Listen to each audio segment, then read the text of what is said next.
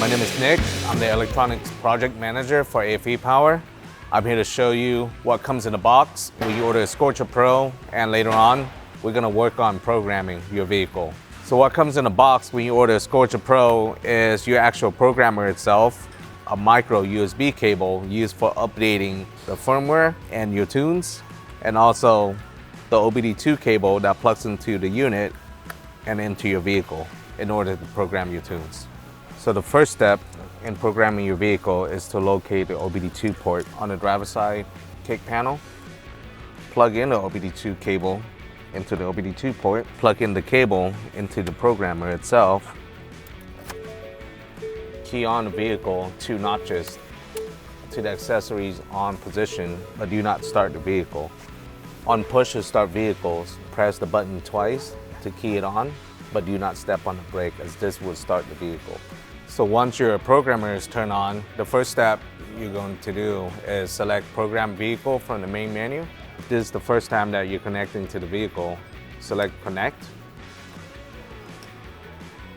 The programmer will prompt you to turn your key on to the on position, but do not start the vehicle. Since you have already keyed on the vehicle in the first step, select Continue. You will be prompted then to connect to Wi-Fi, select Continue.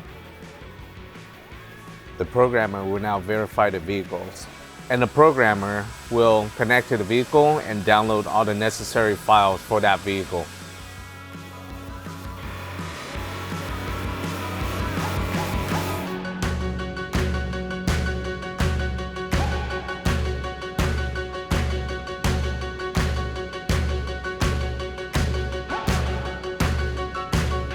Once the programmer is updated and connected to the vehicle, you will get a prompt saying that the vehicle is up to date.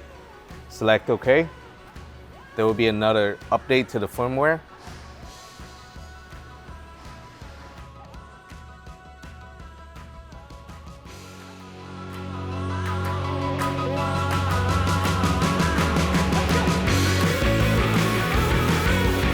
Once the firmware is fully updated, the unit will restart itself and go back into the Program Vehicle menu. Your preloaded tunes will be at the bottom of the page. Select the tune and hit the center button to confirm.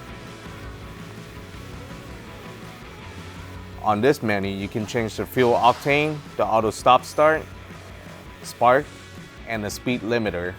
Once you have made all your changes and you approve of it, hit approve. And now the vehicle will be flashed with the tune that you selected. On this screen is when you are actively flashing the vehicle with the newest tune.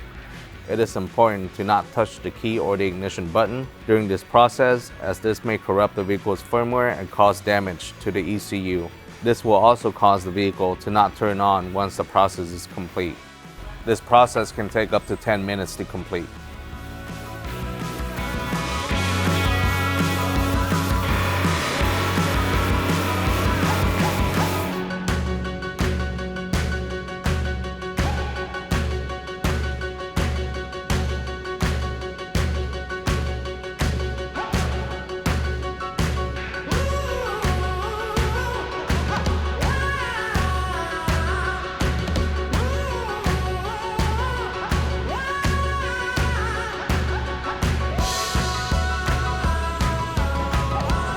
Once the flashing process is complete, you will get a prompt saying that the vehicle is now done. Once the programming is complete, you can go ahead and remove the OBDII cable from your car. You can key off, and you can now start the vehicle.